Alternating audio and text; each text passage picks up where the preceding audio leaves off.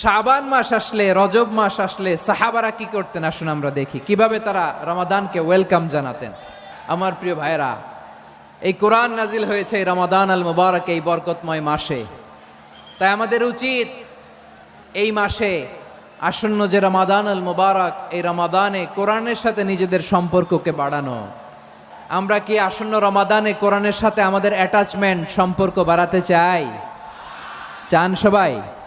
আল্লাহ তাআলা ইরশাদ করছেন, শাহরু রমাদানাল্লাযী উনজিলা ফীহিল কুরআনু হুদাল লিন্নাস ওয়া বাইয়িনাতিম মিনাল হুদা ওয়াল ফুরকান। আল্লাহ বলেন, রমাদান এমন একটা মাস যে মাসে কোরআন নাজিল করা হয়েছে। আর এই কোরআন হচ্ছে বিশ্ব মানবের জন্য পথ নির্দেশিকা, হেদায়েতের সুস্পষ্ট বর্ণনা এবং সত্য মিথ্যা পৃথক করার আসমানি মানদণ্ড রূপে জামিনে আমাদের জন্য কোরআন নাজিল করেছে কে? আওয়াজ করে বলেন তো, আল্লাহর নাজিল করা এই কোরআনে কোনো ভুল আছে? সবাই বলেন নাই। সবাই বললে এতটুকু আওয়াজ হয় আমি বিশ্বাস করি না। গলা ছেড়ে দিয়ে বলেন, আল্লাহর নাজিল করা এই সর্বশেষ আসমানি কিতাব আল কোরআনে কোনো ভুল আছে? সন্দেহ আছে? সংশয় আছে? বিয়ন্ডলেস, বাউন্ডলেস, বটমলেস এমন কিতাব যেটা পড়ে গবেষণা করে এর তথ্য, উপাত্ত, ইনফরমেশন, লেসন নিয়ে শেষ করা যায় না। সুবহানাল্লাহ। আল্লাহ বলেন, এই কোরআনকে আমি রমাদানে নাজিল করেছি, যেটা বিশ্ব মানবের জন্য পথ নির্দেশিকা। এতে আছে হেদায়েতের সুস্পষ্ট বর্ণনা আর সত্য মিথ্যা পার্থক্য করার মানদণ্ড, কোনটা সত্য কোনটা মিথ্যা এটা কোরআন দিয়ে ডিফারেন্সিয়েট করা যায়। কোরআন হচ্ছে ফুরকান, to differentiate between right and wrong. কোনটা সত্য কোনটা মিথ্যা, কোনটা ভুল কোনটা নির্ভুল, এটা কোরআন দিয়ে যাচাই করা যায়। চিল্লায় বলেন ঠিক কিনা? এজন্য এই কোরআন দিয়ে আমাদের জীবন সাজাতে হবে। কোরআন দিয়ে জীবন না সাজালে জীবন আলোকিত হয় না। কোরআন দিয়ে পরিবার না সাজালে পরিবার আলোকিত হয় না। কোরআন দিয়ে সমাজ না সাজালে সমাজটা শান্তিময় হয় না। শুধু দুর্নীতি দমন কমিশন দিয়ে দুর্নীতি বন্ধ করা যায় না। কোরআনের আইন বাস্তবায়ন করা ছাড়া এই সমাজ থেকে দুর্নীতি বন্ধ করা যাবে না। চিল্লায় বলো ঠিক কিনা? আপনি কি জানেন কোরআন নিয়ে কোন ফেরেশতা পৃথিবীতে এসেছিল? জানেন? ফেরেশতার নাম কি বলেন তো? জিবরিল আলাইহিস সালাম। একটু খেয়াল করে শুনেন, কান দুটো খরগোশের কানের মতো খাড়া করে আমার দিকে তাকান। সাইয়েদনা জিবরিল কোরআন নিয়ে এসেছেন, ফলে উনি হয়েছেন শ্রেষ্ঠ ফেরেশতা। বিশ্ব নবীর উপর কোরআন নাজিল হয়েছে, তাই তিনি হয়েছেন শ্রেষ্ঠ নবী। রমাদানে কোরআন নাজিল হয়েছে, তাই রমাদান হয়েছে শ্রেষ্ঠ মাস। কদরের রাতে কোরআন নাজিল হয়েছে, তাই কদর হয়েছে শ্রেষ্ঠ রাত। আমরাও যদি কোরআনের সাথে সম্পর্ক বাড়াই, আমাদের মর্যাদাও এরকম, আমাদেরকেও শ্রেষ্ঠ মানুষ বানায় দিবে কে? এজন্য কোরআনের সাথে সম্পর্ক বাড়াইতে রাজি আছেন তো? যারাই কোরআনের সাথে সম্পর্ক বাড়ায় এদের মর্যাদা বাড়ায় দেয় কে? দেখবেন আমাদের হাফেজে কোরআন, তারা ইন্টারন্যাশনাল কোরআন কম্পিটিশনে যে গোটা বিশ্বকে পেছনে ফেলে প্রথম পুরস্কার নিয়ে আসে। এত ছোট ছোট বাচ্চা, ও সমাজ বোঝে না, রাজনীতি বোঝে না, টাকা পয়সা বোঝে না, কিচ্ছু বোঝে না, কিন্তু গোটা বিশ্বে ওকে সম্মানের চেয়ারে আসীন করেছে কে? এই কোরআনের সাথে লাগলে আল্লাহ তাআলা সম্মান বাড়িয়ে দেয়। আমার প্রিয় ভাইয়েরা, আসুন আমরা শুরুতেই, আলোচনার শুরুতেই শপথ নেই যে আসন্ন রমাদানে আমরা কোরআনের সাথে নিজেদের সম্পর্ককে মজবুত করব ইনশাআল্লাহ।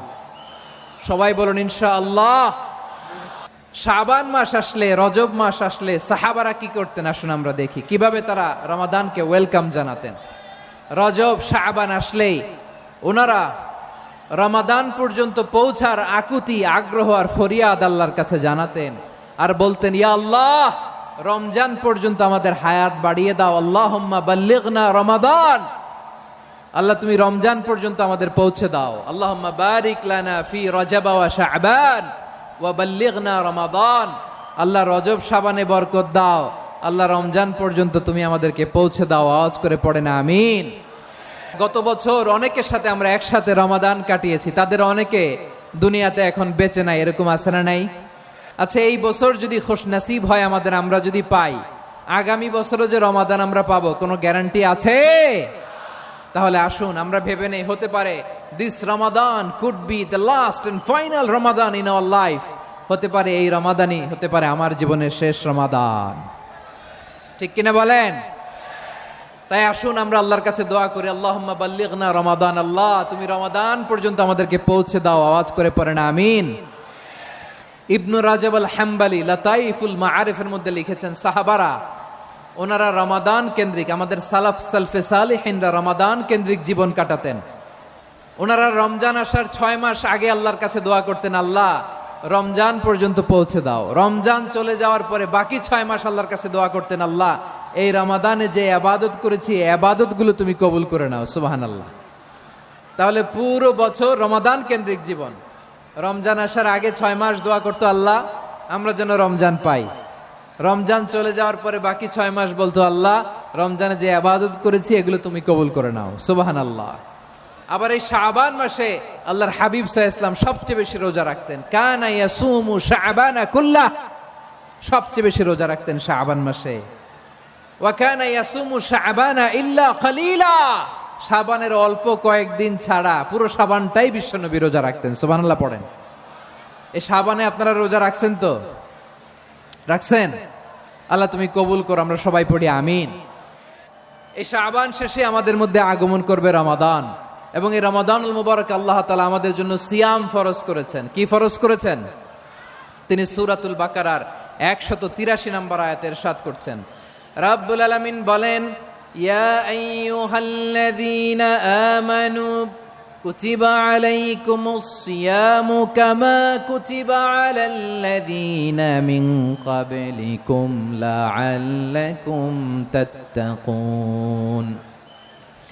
আল্লাহ বলেন, ও বিশ্বাসীরা শোনো শোনো, জন্য সিয়ামকে ফরজ করা হয়েছে, ঠিক যেমন ভাবে তোমাদের পূর্ববর্তী উম্মতদের উপরও সিয়ামকে ফরজ করা হয়েছিল, লাআল্লাকুম তাত্তাকুন, যাতে করে তোমরা সবাই মুত্তাকি হতে পারো। সুবহানাল্লাহ বলেন, যাতে করে তোমরা আল্লাহ সচেতন হতে পারো। তাহলে সিয়ামকে, এই সামনে যে রমাদান আসতেছে আমার প্রিয় ভাইয়েরা, এই পুরো রমাদান ব্যাপী সিয়াম সাধন করা, সিয়াম পালন করাকে আমাদের জন্য ফরজ করে দিয়েছে কে? রমাদানের রোজা রাখার নফল নাকি? রমাদানে সিয়াম পালন করা কি নফল? সুন্নাত। তাহলে কি ফরজ? আওয়াজ করে বলেন, রমাদানের রোজা রাখা কি ফরজ? এটা শুধু আমাদের উপরই ফরজ না, আমাদের আগে যত জাতিগোষ্ঠী এই পৃথিবীতে এসছে সবার উপরে সিয়াম পালনকে ফরজ করেছে কে? সবার উপরে আল্লাহ তাআলা সিয়াম পালনকে ফরজ করেছিলেন। তবে ধরনটা ভিন্ন ছিল, এক এক জাতিগোষ্ঠীর জন্য এক এক ধরনের ছিল। আমাদের জন্য সিয়াম ফরজ টানা 1 মাস 30 দিন বা 29 দিন। কোন কোন উম্মতের উপর 30 দিন না, মাত্র 3টা রোজা ফরজ ছিল। কয়টা? আমাদের 1 মাস সিয়াম ফরজ। পূর্ববর্তী অনেক উম্মতের উপর 1 মাস ছিল না, 3টা ফরজ ছিল। কয়টা? প্রতি মাসের 13, 14, 15 ফরজ ছিল তাদের জন্য। কারো জন্য শুধু একটা, আশুরার রোজা। কোন কোন উম্মতের জন্য 10টা। কোন কোন উম্মতের জন্য রোজা ফরজ ছিল মৌনতার রোজা, আরবিতে বলে সওমুল ইনসাত, মানে সারাদিন খেতে পারবে, পান করতে পারবে, স্ত্রীর সাথে মেলামেশা করতে পারবে, কিন্তু কথা বলতে পারবে না। কথা বললেই তাদের রোজা ভেঙে যেতে। পড়েন সুবহানাল্লাহ। কি অদ্ভুত ব্যাপার! মৌন সম্মতির রোজা। যেমনটি সাইয়্যিদাতুনা মারিয়াম আলাইহাস সালাম বলেছেন, ইন্নী নাযারতু লির-রাহমানি সাওমা ফালান উকাল্লিমাল ইয়াওমা ইনসিয়া। তিনি বলেছেন, আজকে আমি রহমানের জন্য, মানে আল্লাহর জন্য রোজা মানত করেছি, আজকে আমি কারোর সাথে কথা বলতে পারবো না। তো রোজা রাখলে কথা বলতে পারবে না কেন? কারণ ওই শরীয়তে রোজার বিধান ছিল সকাল থেকে সন্ধ্যা খেতে পারবেন, পান করতে পারবেন, কিন্তু কথা বলতে পারবেন না। কথা বললেই রোজা ভেঙে যেত। সুবহানাল্লাহ বলেন। তাহলে সব জাতিগোষ্ঠীর উপরে রোজা ফরজ ছিল, কিন্তু ধরনটা ভিন্ন ছিল। মজার ব্যাপার হচ্ছে, আপনি বর্তমানেও বিভিন্ন ধর্মের দিকে তাকান, বৌদ্ধ ধর্ম, হিন্দু ধর্ম, খ্রিস্ট ধর্ম, তাদের মধ্যেও রোজা আছে। ইংরেজরা, খ্রিস্টানরা এটাকে বলে ফাস্টিং। কি বলে? ফাস্টিং। আমাদের হিন্দু ভাইয়েরা বলে উপবাস। তারা কি বলে? উপবাস। আবার এখন আন্দোলনেরও একটা মাধ্যম হয়েছে এটা, না খেয়ে থাকা। এটারে বলে অনশন। এটারে কি বলে? অনশন ধর্মঘট, মানে আমাদের দাবি না মানলে আমরা খাবো না, রোজা রাখলাম, আছে না নাই? তারপরে আধুনিক বিজ্ঞান এটার একটা নাম দিয়েছে না খেয়ে থাকাকে, অটোফিজি। কি বলে? অটোফিজি। জাপানের এক চিকিৎসা বিজ্ঞানী এই অটোফিজির উপর গবেষণা করে সে নোবেল পেয়েছে। সুবহানাল্লাহ পড়বেন না? এজন্য আল্লাহ তাআলা আমাদের জন্য গোটা রমাদানে এই সিয়ামকে ফরজ করে দিয়েছেন। আওয়াজ করে বলেন আল্লাহু আকবার।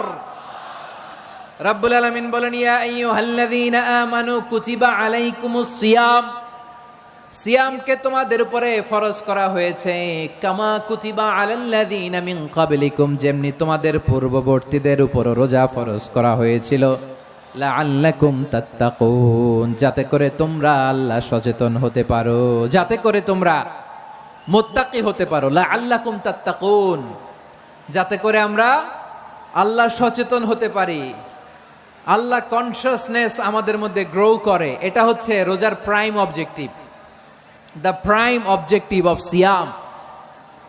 অনেকে জিজ্ঞেস করলে অনেকে বলে রোজার মূল উদ্দেশ্য হচ্ছে না খেয়ে থাকা। না। অনেকে বলে গরিবদের কষ্ট অনুধাবন করা রোজার উদ্দেশ্য। না। রোজার উদ্দেশ্য কি, সিয়াম পালনের উদ্দেশ্য কি, এটা আল্লাহ তাআলা স্পষ্ট এই আয়াতের পেছনে বলেছেন যে লাআল্লাকুম তাত্তাকুন, যাতে করে তোমরা আল্লাহ সচেতন হতে পারো, আল্লাহ ভীতি তোমাদের মধ্যে গ্রো করে, গড কনসিয়াসনেস, আল্লাহ কনসিয়াসনেস, আল্লাহ সচেতনতা যেন বাড়ে, দ্য সেন্স অফ অ্যাকাউন্টেবিলিটি, আল্লাহর সুপ্রিম কোর্টের কাঠগড়া এই দুনিয়াতে আমি যাই করলাম তার সবকিছু যে পাই টু পাই হিসাব দিতে হবে, এই sense, to enhance the sense that what ever we do Allah is watching me. আপনি যাই করেন কেউ দেখে না, কিন্তু দেখে কে? শুরুতেই তো জিজ্ঞেস করেছিলাম যে কেউ যেটা দেখে না সেটা দেখেন কে? কেউ যেটা শোনে না সেটা শোনেন কে? এর নাম হচ্ছে লাআল্লাকুম তাত্তাকুন, যাতে করে তোমরা আল্লাহ সচেতন হতে পারো, আল্লাহ ভীরু হতে পারো। দুনিয়ার কেউ দেখে না, কিন্তু আল্লাহ দেখে। এটাই রোজার মূল শিক্ষা। আমার প্রিয় ভাইরা, আপনি লুকিয়ে লুকিয়ে ঘরের ভেতরে অন্যায় করেছেন, পাপ করেছেন, আপনার বাবা দেখে নাই, মা দেখে নাই, স্ত্রী দেখে নাই, কিন্তু দেখেছে কে? আল্লাহর চোখ ফাঁকি দেয়া যায়? আচ্ছা, বুঝে থাকলে বলেন তো, সিসি ক্যামেরার চোখ ফাঁকি দেয়া যায় কি যায় না? পুলিশের চোখ, র্যাবের চোখ, বিমানবন্দরে কাস্টমস অফিসারের চোখ, কিন্তু আমার আল্লাহর চোখ? সবাই বলেন, আল্লাহর চোখ ফাঁকি দেয়া যায়? এই সেন্সটা নিয়ে আসা নিজের মধ্যে, আমি what ever I do Allah is watching me, যাই করি আল্লাহ দেখে। লাআল্লাকুম তাত্তাকুন। রমাদানের রোজা, ইফতারি, সিয়াম, ইবাদত সব কিছুর মধ্য দিয়ে আপনাকে খেয়াল করতে হবে যে লাআল্লাকুম তাত্তাকুন এই স্ট্যান্ডার্ড এটা অ্যাচিভ হচ্ছে কিনা আমাদের, যাতে করে তোমরা মুত্তাকি হতে পারো, আল্লাহ ভীরু হতে পারো। তাকওয়া, এটা হচ্ছে the essence of Islam. What is তাকওয়া? তাকওয়া মানে কি? তাকওয়ার সংজ্ঞা অনেকে অনেক ভাবে দিয়েছেন। আমি সরাসরি সাহাবাদের কাছ থেকে একটা সংজ্ঞা আপনাদের শোনাচ্ছি। ওমরে ফারুক রাদিয়াল্লাহু তাআলা আনহু উবাই ইবনে কাব রাদিয়াল্লাহু তাআলা আনহুকে জিজ্ঞেস করেছিলেন, ইয়া উবাই মা হুয়া তাকওয়া, হে উবাই তাকওয়া কি? তাকওয়া কাকে বলে? উবাই ইবনে কাব তিনি প্রশ্নের উত্তর না দিয়ে উনিও আবার প্রশ্ন ছুড়লেন। তিনি বললেন, ইয়া আমিরাল মুমিনিন আমা সালাকতা তরিকান যা শাউক, আপনি কি কাঁটাযুক্ত রাস্তা দিয়ে মরুভূমিতে কখনো হেঁটেছেন? যে রাস্তার চারদিকে ক্যাকটাস, গুলমলতার কাঁটা, হেঁটেছেন? ওমরে ফারুক বললেন, নাম হেঁটেছি। বালা, হেঁটেছি। কাইফা আমিলতা, কিভাবে হেঁটেছেন? ওমরে ফারুক বললেন, শাম্মারতু ওয়াজতাহাতু, আমি আমার জামা, জুব্বা আর চাদর আটোসাটো করে গায়ের সাথে এমন ভাবে মিলিয়ে রেখেছি, এমন সাবধানে হেঁটেছি যাতে করে মরুভূমির ক্যাকটাসের গুলমলতার কাঁটা আমার গায়ে বিঁধে না যায়। উবাই ইবনে কাব বললেন, ফাযালিকা হুয়া তাকওয়া, আরে তাহলে আপনি তো ঠিকই জানেন তাকওয়া মানে কি, এটাই তো তাকওয়া। ওই রাস্তা দিয়ে যেভাবে হেঁটেছেন পুরো দুনিয়ার জিন্দেগিটা এইভাবে সাবধানে চলার নামই হচ্ছে তাকওয়া। চিল্লায় বলো ঠিক কিনা? এই দুনিয়াতে পাপ পঙ্কিলতা থাকবে, শয়তানির হাতছানি থাকবে, অপরাধ প্রবণতা থাকবে, নফসের খায়েশ থাকবে, অন্যায়ের হাতছানি থাকবে। সব কিছুকে দোলে মুচড়ে পেছনে ফেলে সাবধান হয়ে এই দুনিয়ার সিরাতুল মুস্তাকিমের পথে চলতে হবে। যেই রাস্তা শুরু হয়েছে দুনিয়াতে, শেষ হয়ে গিয়েছে আল্লাহর জান্নাতের ভেতরে। চিল্লায় বলেন ঠিক কিনা? আমার প্রিয় চাঁপাইনবাবগঞ্জের ভাইয়েরা, এটার নামই তাকওয়া। উবাই ইবনে কাব বললেন, ও আমিরুল মুমিনিন, ওই কাঁটাযুক্ত গুল্মলতার রাস্তার মধ্যে ঠিক যেমনি সাবধান হয়ে আপনি হেঁটেছেন, এই দুনিয়ার বুকে ওই সাবধান হয়ে চলার নাম হলো তাকওয়া। সুবহানাল্লাহ। তাহলে তাকওয়া কারে বলে? আমার চাপাই নবাবগঞ্জের কলিজা টুকরা ভাইরা, বুঝতে পারছেন আপনারা? হ্যাঁ, তাকওয়ার শুধু দুইটা নমুনা আপনাদের সামনে পেশ করব, আপনাদের ক্লিয়ার হয়ে যাবে। একটা নমুনা তো দিলাম, আরেকটা নমুনা, সেটাও ওমরে ফারুক রাদিয়াল্লাহু তাআলা আনহুর জীবনী থেকে। উনি ছিলেন ন্যায়পরায়ণ শাসক। রাত্রিবেলা প্রজাদের কি হাল হাকিকত, কি অবস্থা, ঘুরে ঘুরে প্যাট্রোলিং করতেন পুলিশের মতো। তো সারা রাত প্যাট্রোলিং করে সারা রাত তিনি ঘুরেছেন কার কি অবস্থা দেখে। শেষ রাতে তিনি ফিরে আসতেছেন। তিনি থাকতেন, সহিহ বুখারীতে এসেছে, কানা ইয়াসকুনু ফি আওয়ালিল মদিনা, মদিনার উঁচু এলাকায় থাকতেন। তো ফিরে আসার সময় উনি একটা প্রাচীর বেষ্টিত ঘরের পাশে দুইজন নারীর কথোপকথন শুনতে পেলেন। কয়জন নারীর? দেখি আপনাদের মনোযোগ আছে কিনা, বলেন কয়জন নারীর? একজন বৃদ্ধা, একজন যুবতী। উনি কান লাগিয়ে শুনতে পাচ্ছেন। বৃদ্ধা মা, ওমর ফারুক কাউকে দেখতে পাচ্ছেন না, শুনতে পাচ্ছেন। বৃদ্ধা মা তার যুবতী মেয়েকে বলে, এই তাড়াতাড়ি ওটের দুধ দহন করে ওটের দুধের সাথে পানি মিশাও, তাইলে কালকে বাজারে মদিনায় বেশি দামে বিক্রি করা যাবে, লাভ হবে অনেক। বৃদ্ধা মহিলা এটা বললেন। যুবতী মেয়ে উত্তরে বলে, মা আপনি জানেন না আমিরুল মুমিনিন খলিফাতুল মুসলিমিন ওমরে ফারুক দুধে পানি মিশানোকে দণ্ডনীয় অপরাধ বলে ঘোষণা দিয়েছে, জানেন না? এবার বৃদ্ধা মহিলা বলে, আরে পাগলি, এই ভোর রাতে আমিরুল মুমিনিন ওমরে ফারুক আসবে কোত্থেকে? উনি আসবে কোত্থেকে? ওনার পাইক পেয়াদা সিকিউরিটি আসবে কোত্থেকে? কেউ দেখবে না। আরে কেউ দেখবে না, তাড়াতাড়ি দুধের সাথে পানি মেশাও। এই কথা যখন মা বলেছে, যুবতী মেয়েটা চমৎকার একটা উত্তর দিয়েছে। তিনি বলেছিলেন, ইয়া উম্মি, ও আমার মা, লাউলা রাআ উমর লা রাআ রব্বু উমর। ও আমার প্রিয়তমা মা, আপনি ঠিকই বলেছেন, গভীর রাতে ওটের দুধে পানি মিশালে ওমর দেখবে না, কিন্তু মা খেয়াল রাখবেন, ওমর যদি নাও দেখে, ওমরের রব কিন্তু দেখে। চিল্লায় বলেন ঠিক কিনা? দিস ইজ কল্ড তাকওয়া। লাউলা রাআ উমরু লা রাআ রব্বু উমর। ওমর দেখে না, কিন্তু ওমরের রব দেখে। চিল্লায় বলেন ঠিক কিনা? এজন্য রব্বুল আলামিন বলেন, লা তুদরিকুহুল আবসার ওয়া হুয়া ইউদরিকুল আবসার ওয়া হুয়াল লাতীফুল খাবীর। তিনি এমন সত্তা, দুনিয়ার কোনো চোখ তাকে দেখে না, কিন্তু দুনিয়ার সবগুলো চোখকে, সব মানুষের অ্যাক্টিভিটিসকে আরশের উপর থেকে সব কিছু মুহূর্তে মুহূর্তে দেখতে পান কে? তাহলে তাকওয়া কারে বলে বুঝতে পারছেন? দুনিয়াতে সাবধানে চলার নাম তাকওয়া। কেউ দেখে না, কিন্তু আল্লাহ দেখে। এই সেন্স, এই জবাবদিহিতার ভয়, দ্য সেন্স অফ অ্যাকাউন্টেবিলিটি, এই সেন্স নিজের মধ্যে গ্রো করার নাম হচ্ছে তাকওয়া। আর এই সিয়াম পালন করার প্রাইম অবজেক্টিভ অফ সিয়াম হচ্ছে লাআল্লাকুম তাত্তাকুন। আওয়াজ করে বলেন, লাআল্লাকুম তাত্তাকুন। আমার প্রিয় ভাইয়েরা, এই আসন্ন রমাদান, এটা এমন এক বরকতের মাস, যে মাসে আমরা নিজেদের নাফসের উপর নিয়ন্ত্রণ প্রতিষ্ঠা করি। সারা বছর নাফস আমাদেরকে নিয়ন্ত্রণ করে, আর রমাদানে আমরা নাফসকে নিয়ন্ত্রণ করি। কথা বুঝতেছেন? সারা বছর নাফস আমাদেরকে নিয়ন্ত্রণ করে। এই যে এখন আমার খেতে মনে চাইলে যে খেজুর রাখা, আমি খেজুর খেতে পারবো, নাটস আছে, বাদাম খাইতে পারি। খাইতে মন চাইলে পানি, আমার রুহুটা চায়, আমার নাফসটা খেতে চায়, আমি খেতে পারি, পান করতে পারি। বিবাহিতরা দিনের বেলায় স্ত্রীর সাথে মেলামেশা করতে চাইলে করতে পারে, কিন্তু রমাদানে দিনের বেলা খেতে মনে চায়, কিন্তু আমরা খাই। আমার প্রবৃত্তি খেতে চায়, কিন্তু প্রবৃত্তির কথা আমরা শুনি, কথা কয় না। রমজানে খেতে মন চাইলে আমরা খাই। তৃষ্ণায় গলা ফেটে যায়, গলার ছাতি ফেটে যায়, কিন্তু এক ঢোক পানি কি আমরা গিলি? বিবাহিতরা দিনের বেলা স্ত্রীর সাথে কি মেলামেশায় যায়? না। তার মানে সারা বছর নফস আমাদেরকে নিয়ন্ত্রণ করে, আর রমাদানে এই নফসের উপর আমরা নিয়ন্ত্রণ প্রতিষ্ঠা করি। নফসের লাগাম আমরা রমাদানে টেনে ধরে। চিল্লায় বলেন ঠিক কিনা? এজন্য আমার প্রিয় ভাইয়েরা, নফসের উপরে নিয়ন্ত্রণ নিতে চাইলে রমাদানের রোজার কোনো বিকল্প নাই। এটা এমন মাস, যে মাসের ফজিলতেরও কোনো শেষ নাই।